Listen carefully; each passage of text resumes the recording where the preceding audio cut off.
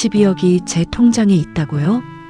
은행 직원의 말에 김순자는 의자에서 주저앉을 뻔했습니다. 65세, 30년을 시댁에서 며느리로 살아온 그녀의 통장에 12억 3천만 원이 들어있다니 믿을 수가 없었습니다. 네, 고객님. 명의자가 김순자님으로 되어 있습니다. 아니에요. 이건 시어머니 통장인데 2015년 3월에 명의 변경이 되었네요. 그리고 여기 메모가 있습니다. 본인 사망 시 김철수 변호사에게 연락하라고요. 순자는 혼란스러운 상태로 은행을 나왔습니다. 손에 쥔 건 행원이 적어준 변호사 사무실 주소뿐이었습니다. 그런데 이 모든 게 어떻게 시작된 걸까요? 일주일 전으로 돌아가 보겠습니다. 새벽 5시 순자는 오늘도 어두운 부엌에서 30년째 반복되는 하루를 시작합니다. 시어머니 상을 차리고 국을 끓이고 밥을 지으며 묵묵히 일손을 놓는 시간, 누구 하나 고맙다는 말이 없어도 순자의 손은 멈추지 않습니다.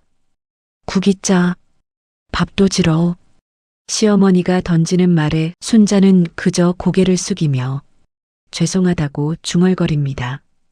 옆에서 남편은 신문만 보고 있습니다. 마치 순자가 처음부터 존재하지 않았던 것처럼요. 핸드폰이 울립니다. 시동생입니다. 형수, 급한 일 있어서 그러는데 200만 원만 좀 보내줘. 이번 달만 벌써 3번째입니다. 순자는 한숨을 쉬며 알았다고 대답합니다. 거울에 비친 자신의 얼굴을 봅니다. 주름진 얼굴, 거친 손, 굽은 어깨. 65세, 언제 이렇게 늙었을까요? 1990년 25살의 순자는 민수를 정말 사랑했습니다. 가난한 시댁이었지만 괜찮았죠. 사랑하니까요.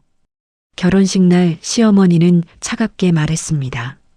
우리 아들한테는 아까운 며느리야. 그때는 몰랐습니다. 이게 30년간 이어질 줄은요. 더 잘하면 인정받을 거라 믿었습니다. 하지만 30년이 지난 지금 순자는 여전히 며느리일 뿐입니다. 그날 저녁 시어머니가 갑자기 쓰러졌습니다. 뇌출혈, 중환자실로 옮겨진 시어머니 옆에는 순자만 남았습니다. 남편은 회사 일이 있다며 돌아갔고 시동생들은 집이 멀다며 내일 온다고 했습니다. 3일째 밤 시어머니가 잠깐 눈을 뜹니다. 순자의 손을 잡으며 눈물을 흘립니다. 무언가 말하려 하지만 입이 떨어지지 않습니다. 괜찮아요, 어머니. 제가 여기 있어요. 시어머니는 고개를 젓습니다. 아니야, 아니야.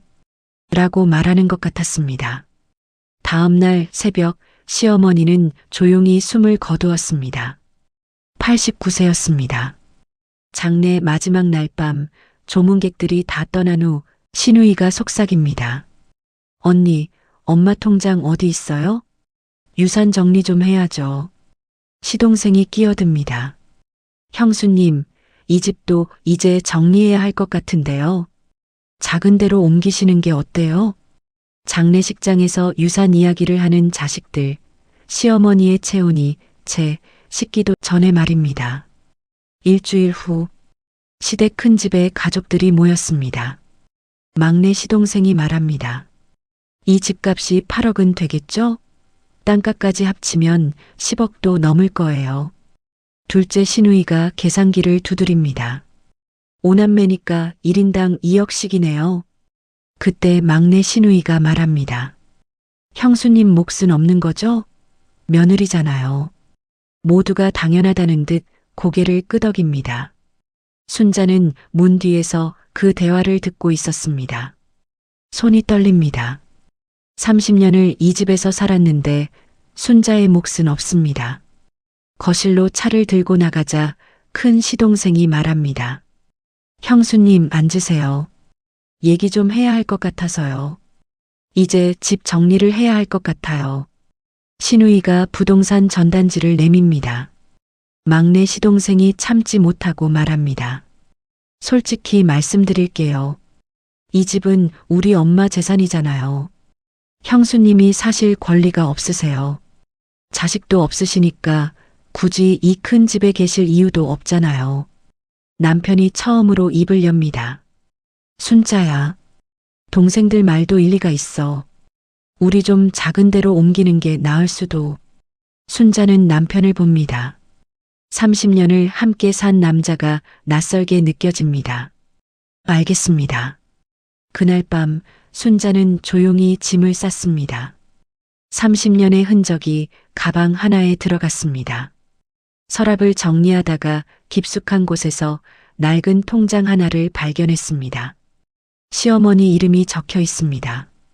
10년 전 시어머니가 건넨 통장이었습니다. 순자야, 이거 내가 관리해라. 아무한테도 말하지 말고. 그때 시어머니는 이상하게 진지했습니다. 그리고 지금 순자는 은행에서 믿을 수 없는 말을 들었습니다. 떨리는 손으로 택시를 잡아 변호사 사무실로 향했습니다. 30층 고급 빌딩, 김철수 변호사가 순자를 맞이했습니다. 김순자님 맞으시죠? 기다리고 있었습니다.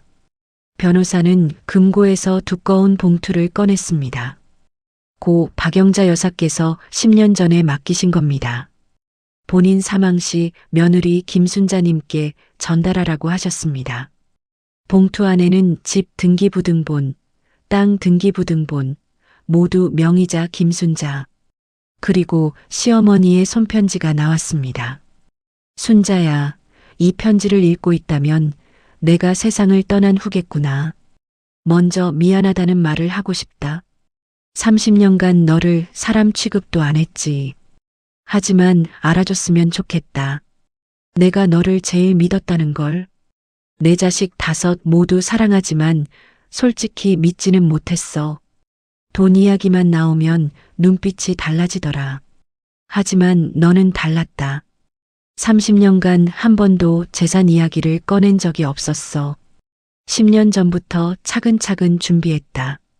집도 땅도 통장도 모두 내 이름으로 바꿨어. 내 자식들은 아무도 몰라. 너는 30년간 충분히 고생했어. 이제 내 인생 살아. 그게 내가 너한테 줄 수 있는 마지막 선물이야. 고맙고 미안하다. 시어머니 박영자. 순자는 편지를 읽으며 눈물을 흘렸습니다. 30년 만에 처음 듣는 따뜻한 말이었습니다. 변호사가 조용히 말했습니다.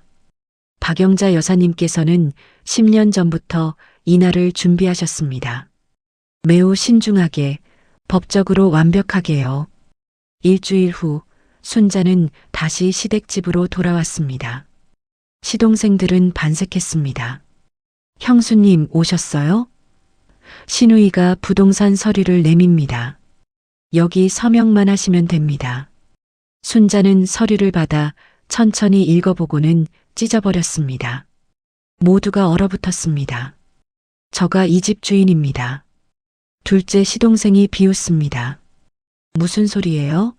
이 집은 우리 엄마 집인데요.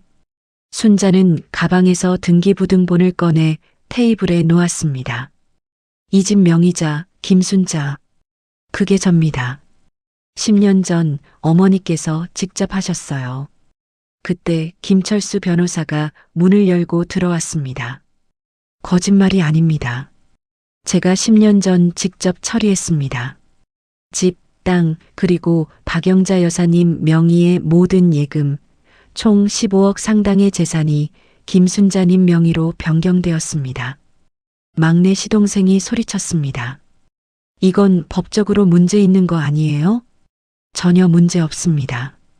생전 증여로 완벽하게 처리되었고 10년이 지나 증여세 문제도 없습니다. 큰 시동생이 순자를 봅니다. 형수님, 알고 계셨어요? 저도 일주일 전에 알았습니다. 어머니 돌아가시고 나서요. 남편이 무릎을 꿇습니다. 당신, 정말 미안했어. 이제 와서 미안하다고요? 순자의 목소리가 떨렸습니다.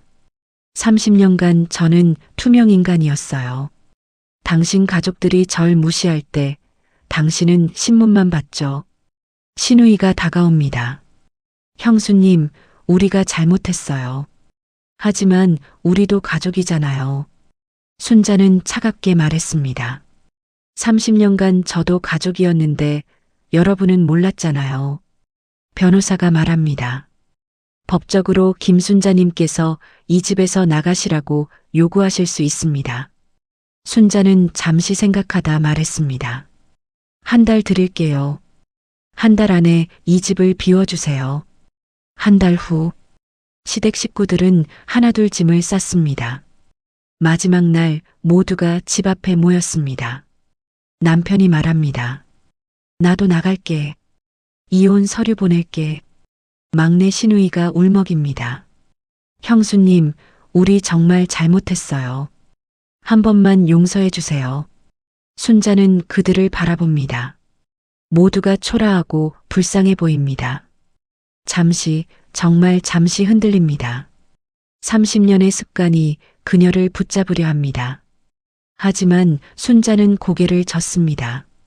여러분, 마지막으로 한 가지만 말씀드릴게요.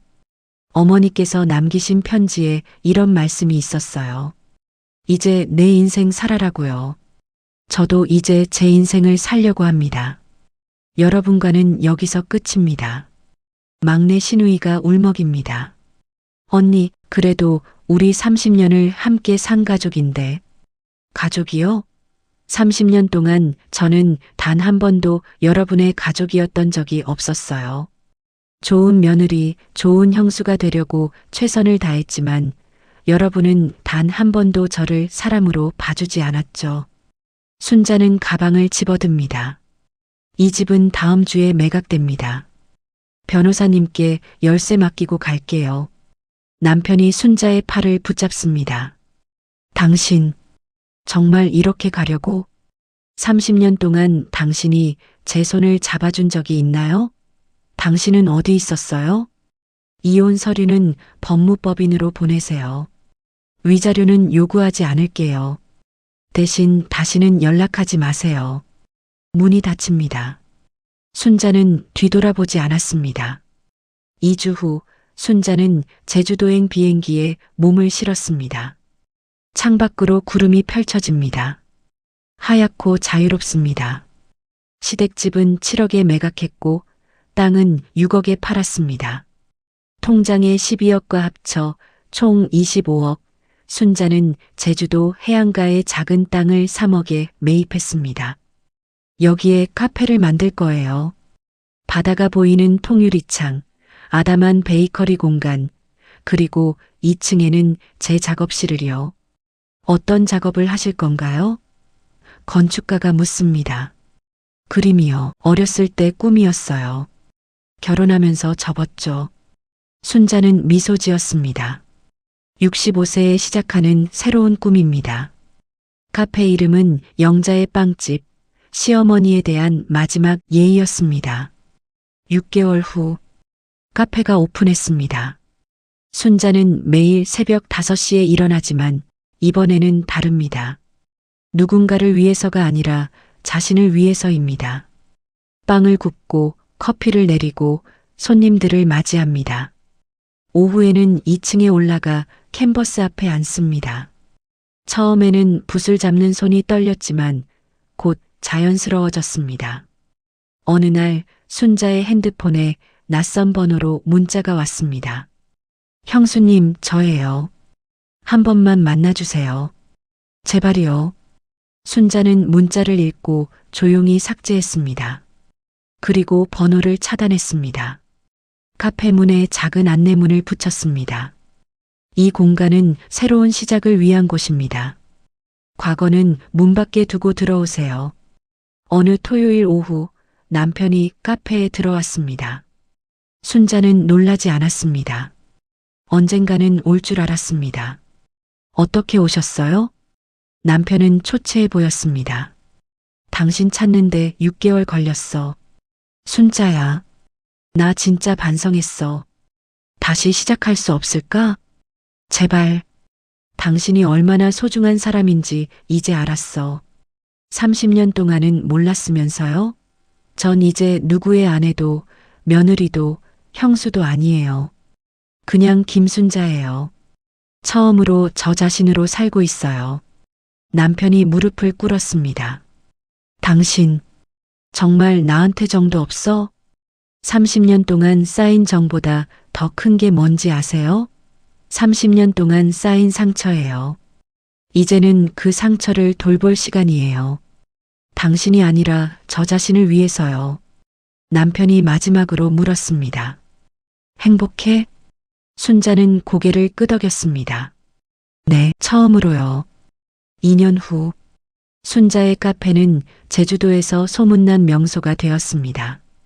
65세에 새로 시작한 여자, 30년의 굴레를 끊고 자유를 선택한 여자의 이야기. 순자는 2층 갤러리를 열었습니다. 자신의 그림을 전시하는 작은 공간, 그림들은 모두 해방을 주제로 합니다.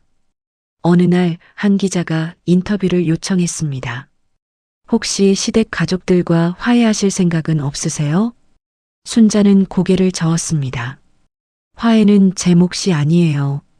저는 제 인생을 사는 것만으로도 바쁘거든요. 후회는 안 하세요? 버린 게 아니라 놓아준 거예요. 서로를 묶어두는 건 사랑이 아니라 집착이니까요. 지금 가장 행복한 순간이 언제예요? 순자는 창밖을 봅니다. 매일이요. 아침에 눈 떠서 오늘은 뭘 할까? 고민할 수 있는 매일매일이 행복해요. 순자는 68세가 되었습니다. 매일 새벽 순자는 바다를 바라보며 커피를 마십니다. 누구를 위해서가 아니라 자신을 위해서요. 때때로 시댁 소식이 들려오지만 순자는 그들을 생각하지 않습니다. 그들은 이제 순자의 과거일 뿐입니다. 어느 봄날 3년 전 갈매기 그림을 받았던 젊은 여자가 다시 찾아왔습니다. 사장님, 이혼했어요. 그리고 지금 작은 카페 차리려고 알아보는 중이에요. 순자는 미소 지었습니다. 잘했어요. 늦은 건 없어요. 두 사람은 바다를 바라보며 커피를 마십니다. 순자는 생각합니다. 30년을 잃었지만 30년을 얻었다. 해가 집니다. 순자는 2층으로 올라가 새로운 캔버스 앞에 섭니다. 붓을 들고 첫 선을 긋습니다. 이번 그림의 제목은 나의 시간입니다. 어두운 캔버스에 빛이 번져갑니다. 순자의 인생도 그렇게 조금씩 밝아져 갑니다. 끝까지 들어주셔서 감사합니다. 구독과 좋아요로 응원해주시면 더 좋은 이야기로 찾아뵙겠습니다.